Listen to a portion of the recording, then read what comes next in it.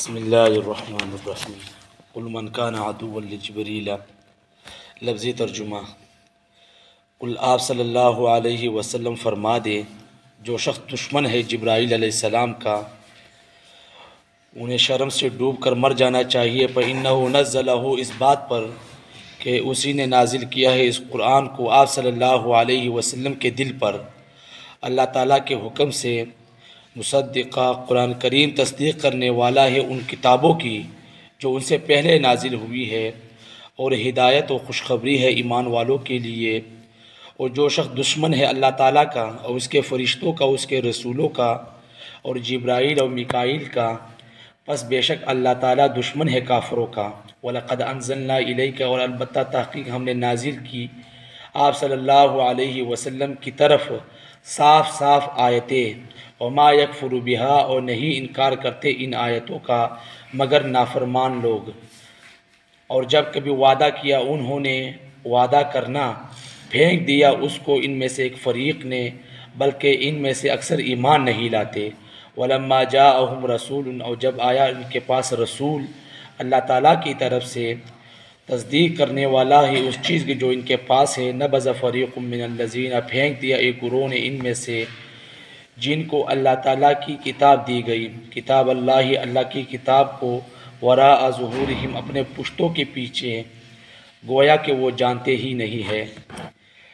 یہ آیتیں جو قرآن کی یہ واقعہ کے متعلق اتری ہے اللہ تعالیٰ کی طرف سے۔ ایک واقعہ ہوا کہ یہودیوں کا ایک عالم تھا عبداللہ بن سوریہ اور حضور صلی اللہ علیہ وسلم کا آپس میں مناظرہ ہوا، کچھ سوالات ہوئے پھر جوابات ہوئے، لیکن اس سے پہلے بات سمجھ لے کہ جہاں پر یہ واقعہ ہوا کہ اس کے متعلق سمجھ لے۔ ان آیات کا شان نزول اسی طرح بیان کر فرماتے ہیں کہ مدینہ طیبہ کے قریب 3 دن کے مسافت پر ایک مقام تھا، یعنی کہ اگر پیدل سفر کیا جائے تو 3 دن کے بعد یہ جگہ آتی ہے جس کا نام تھا فدق یا فدق۔ یہاں پر کھجورے کے باغ بھی تھے۔ رافضیوں نے جس باغ فدق کی رٹ آج تک لگائی ہوئی ہے، مطلب شیعہ اس بات کو بہت زیادہ اچھالتے ہیں، آپ نے دیکھا بھی ہوگا کہ باغ فدق کہ ابوبکر صدیق رضی اللہ عنہ، حضرت عمر، حضرت عثمان نے حضرت فاطمہ رضی اللہ عنہا سے غصب کر کے یعنی قبضہ کر کے اہل بیت کا حق مارا ہے۔ وہ باغ اسی علاقے فدق میں تھا، اسی وجہ سے اس کو باغ فدق کہتے ہیں۔ وہاں کھجوروں کو باغ تھا۔ اصل حقیقت یہ ہے کہ حضور صلی اللہ علیہ وسلم کی ملکیت نہ تھا، آپ صلی اللہ علیہ وسلم اس کے مالک نہ تھے بلکہ وہ مال وقف تھا۔ جس طرح کا قبرستان ہوتا ہے، جس طرح کی یہ مسجد ہوتی ہے، مسجد کا کوئی مالک نہیں ہوتا، قبرستان کا کوئی مالک نہیں ہوتا۔ اگر ایک مرتبہ ایک وقف ہو گیا، مثلا یہ مسجد جتنی جگہ 10 مرلے کی جگہ ہے، اگر ایک مرتبہ وقف ہو گیا مسجد کے لیے تو پھر ایک مرتبہ وقف ہو جانے کے بعد کسی یہاں پر صرف مسجد بنے گی تو پھر اس کے نیچے دکانیں بنانا یا اس کے اوپر دکانیں بنانا یہ ناجائز و حرام ہوگا، ٹھیک ہے نا۔ اسی طرح اگر ایک مرتبہ قبرستان وقف ہو گیا تو پھر وہاں پر اپنے طور پر اپنی ملکیت وہاں پر جتانا یہ بھی ناجائز و حرام ہے۔ وہاں پر کوئی علاقہ نہیں بن سکتا، وہاں پر کوئی دکانیں نہیں بن سکتی کیونکہ وہ وقف کی چیز ہوتی ہے۔ اسی طرح آپ صلی اللہ علیہ وسلم اس کے متولی تھے، مگر کیا کہ جو باغ فدق تھا وہ وقف ہو چکا تھا، لیکن حضور صلی اللہ علیہ وسلم صرف متولی تھے۔ جس طرح کہ مسجد کے جو متولی ہے قاری اقبال صاحب، یعنی اس کے انتظامات کرتے ہیں، اس کے لیے چندہ اکٹھے کرتے ہیں، اس کے چیزوں کو سنبھالتے ہیں، تو ایک متولی ہوتا ہے اس چیز کا۔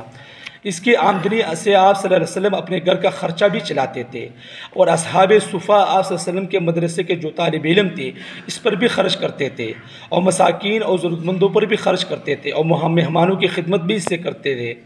مطلب کیا کہ حضور صلی اللہ علیہ وسلم نے ایک مدرسہ بنا ہوا تھا اصحاب صفہ، وہاں پر صحابہ آتے تھے، نئے صحابہ تو ان کو تعلیم دی جاتی تھی، حضور صلی اللہ علیہ وسلم کے مہمان آتے تھے، ان سے ان کی تواضع کی جاتی تھی، یعنی کھجوریں پیش کرتے تھے یا جو وہاں پر سے پیسہ آتا تھا اس کے ذریعے وہاں پر خرچ ہوتے تھے۔